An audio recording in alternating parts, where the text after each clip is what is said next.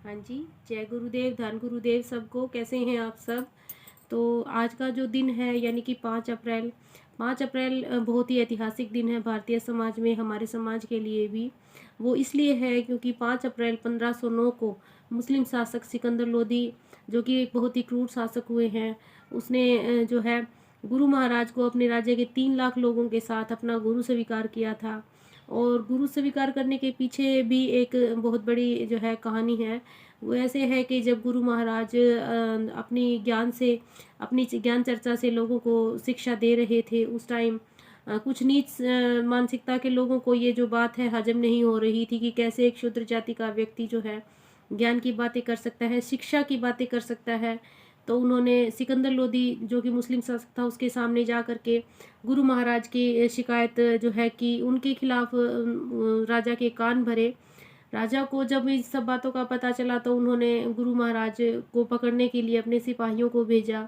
सिपाही जब गुरु महाराज के पास गए और उनको पकड़ के दरबार में लेके आए, तब राजा ने, सिकंदर लोदी ने जो है गुरु महाराज से पूछा कि आप कैसे ऐसा कर सकते हैं जबकि आप एक नीच जाति से संबंध रखते हैं। तब गुरु महाराज ने अपने ज्ञान से, अपनी ज्ञान भरी बातों से, अपने जो है विचारों से सिकंदर लोदी को इतना प्रभावित किया था कि सिकंदर लोदी, जो कि एक बहुत ही क्रूर शासक हुआ है और जिसने बहुत ही लाखों लोगों को, हिंदुओं को या अदर जो है धर्म के लोगों को मुस्लिम बना दिया था, ये कहकर कि जो है आपका कल्याण सिर्फ और सिर्फ मुस्लिम धर्म में हो सकता है।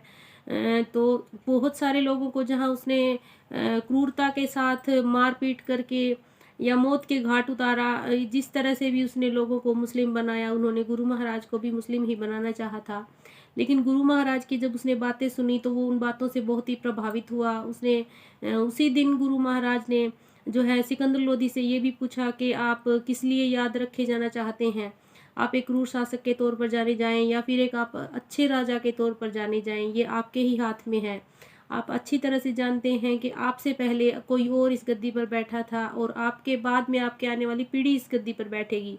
लेकिन अगर आप चाहें तो आप हमेशा के लिए लोगों के दिलों में बस सकते हैं, लेकिन उसके लिए आपको एक अच्छे राज्य की स्थापना करनी होगी। और इसी दिन गुरु महाराज ने बेगमपुरा शहर का जो सिद्धांत है वो मुस्लिम शासक सिकंदर लोदी के सामने रखा था। बेगमपुरा शहर का सिद्धांत, जिसके बारे में गुरु महाराज ने अपनी वाणी में भी लिखा है, अपनी रचनाओं में उन्होंने जिक्र किया है कि ऐसा चाहूँ राज मैं जहाँ मिले सबन को अन्न, छोट बड़े सब सम बसे रैदास रहे प्रसन्न।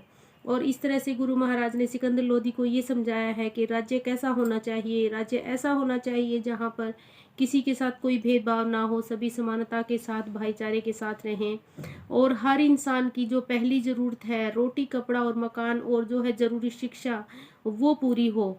इन सब बातों से प्रभावित होकर जो है सिकंदर लोदी ने गुरु महाराज को अपने राज्य के लगभग 3 लाख लोगों के साथ अपना गुरु स्वीकार कर लिया था। उनको राजगद्दी पर बैठाया और उनके चरण भी धोए थे। ये सब का जो जिक्र है सिकंदर लोदी ने भी अपनी आत्मकथा में किया है कि कैसे उन्होंने गुरु रविदास जी को अपना गुरु माना है और गुरु रविदास जी महाराज ने उनके सामने जो बेगमपुरा शहर का जो कॉन्सेप्ट है वो रखा था। तो हमें बहुत ही जो है खुशी होनी चाहिए इस बात की कि हमारे जो महापुरुष हैं वो इतने महान हुए हैं, इतने जो है महानता की मैं ये कहूँगी कि महानता और विशालता की मूर्त हुए हैं कि उन्होंने अपने विचारों से एक ऐसे क्रूर शासक को भी जो है पिघला दिया, मना लिया, जो कि बहुत ही क्रूर हुआ है, जिसने कभी अपने सामने लोगों की कोई कीमत ही ना समझी हो, क्रूरता के साथ लोगों को मारा है, क्रूरता के साथ लोगों को मुस्लिम बनाया है। लेकिन गुरु महाराज के विचारों से वो इतना प्रभावित हुआ था कि उसने अपना फिर संपूर्ण जीवन गुरु महाराज का शिष्य ही जो है बने रहे और गुरु महाराज के जो कॉन्सेप्ट है बेगमपुरा शहर का, उस पर भी उन्होंने काम किया। गुरु महाराज के नाम पर उन्होंने तब 700 बीघा जमीन भी दान की थी ताकि गुरु महाराज के नाम पर वहाँ पर एक बिल्डिंग का निर्माण हो सके, मंदिर का निर्माण हो सके। हम सबको प्राउड होना चाहिए। आज का दिन हम सब के लिए बहुत ही प्राउड का विषय है कि आज के दिन गुरु महाराज को इतने महान शासक ने, इतने बड़े शासक ने जो है अपना गुरु स्वीकार किया था अपने राज्य के लगभग 3 लाख लोगों के साथ।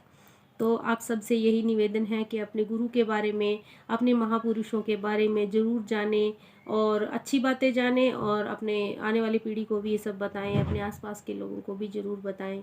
मेरी बात अगर आपको अच्छी लगी हो तो प्लीज़ कमेंट करके मुझे ज़रूर बताएं। अगर कहीं गलती हो तो वो भी मुझे ज़रूर बताएं। जय गुरुदेव, धन गुरुदेव सबको। आप सब खुश रहें। गुरु महाराज आप सबको ब्लेस करें। जय गुरुदेव जी।